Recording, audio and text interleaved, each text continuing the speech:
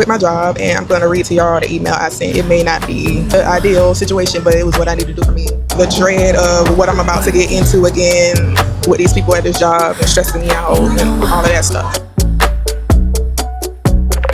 Mix Missy, Erica, Incense, and Prince, product of joy, magic, and muscle. Van McCoy with the hustle. We've been working. Circle small as pinky rings. My people play their position. Puzzle pieces complete the vision. Yeah, we've been working like the Energizer rock non-stop. Bad bunnies drive to the drum line now. We've been working, we've been working, we've been working. Yeah, 12 or 20 ounce? Yeah, we've been working. Hot or ice? Okay, oat milk, sure. Took beers out to the forest, then we left them out to ride. Dragged them to the desert, let the vultures pick them dry. Sent our secrets to the sky, sent our secrets to the sky. Last night, I went to build up my rocket ship, took a trip through the stars. Sent my secrets to Mars, pulled up right off the Milky Way, then I put it in bar.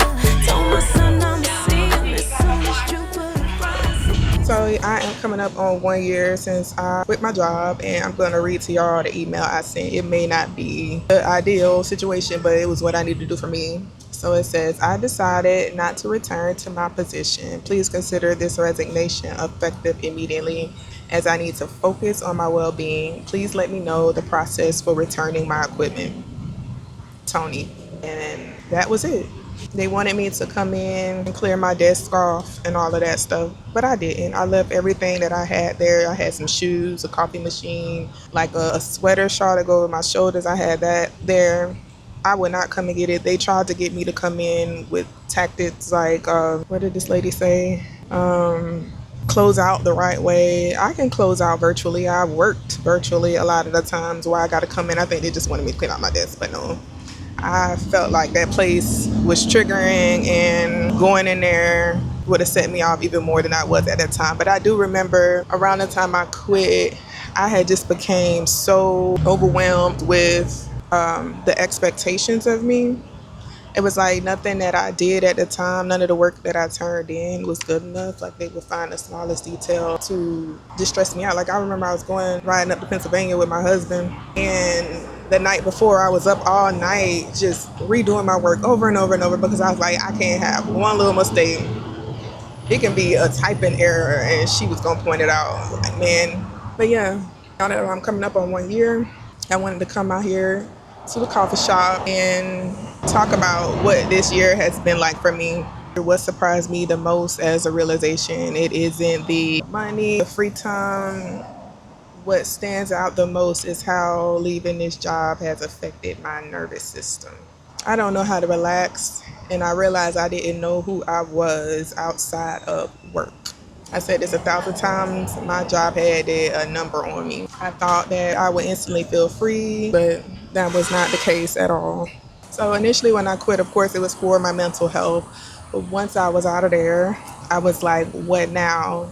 And the most obvious thing that stood out to me was all the free time I had. So now I have this free time. Now my nervous system is affected.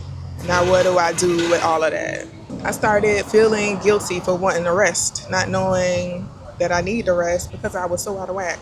I thought that every day of my life had to be productive to prove a point. And then I also started feeling like I was wasting my days away.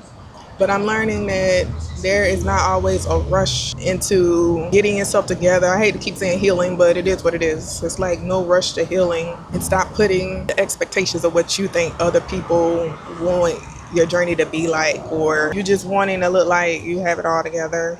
You don't always have to have it all together. But I had to start practicing rest and it being okay. So the highs. So what I am grateful for since leaving my job, I'm grateful that I have time to be involved in every activity related to my kids, especially since moving. I've been able to support my kids through this move, showing up as they transition, like the different youth centers and stuff like that. Being able to work when I feel like it, to work all the time, but working when I choose feels really good. And then having coffee on a Tuesday.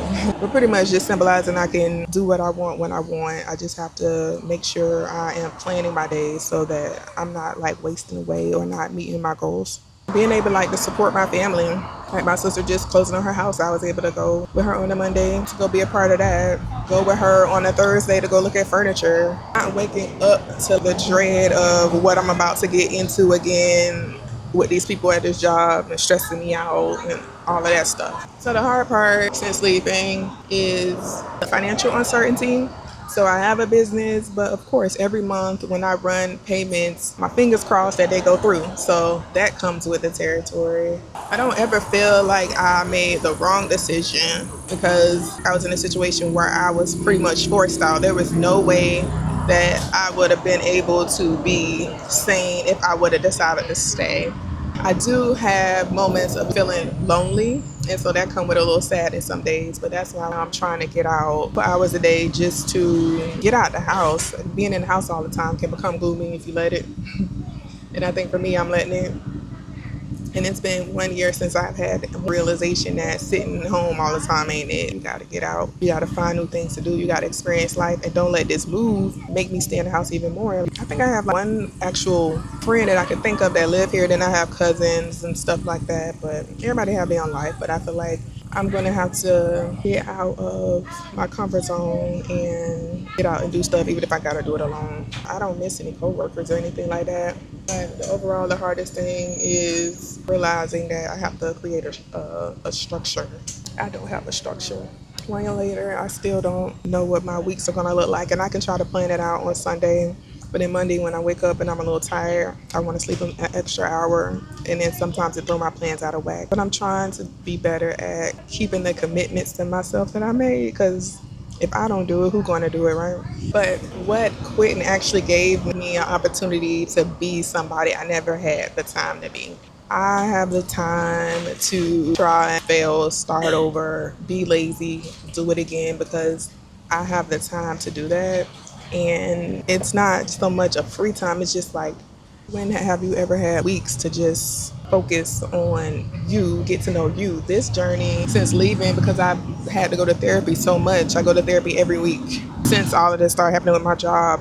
And I have been able to rediscover who I am, which means I am learning a lot about myself that I didn't actually know, and new things I want to find out why I am that way. So it did give me that, and that is a big blessing. So what I would tell the version of me 1 year ago, I would tell her she doesn't have to have everything figured out. Stop measuring success on how busy you are.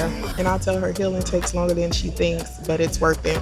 I don't have everything figured out. I'm still learning. I'm still building. But I can say 1 year later, I am becoming someone that I really do like and enjoy.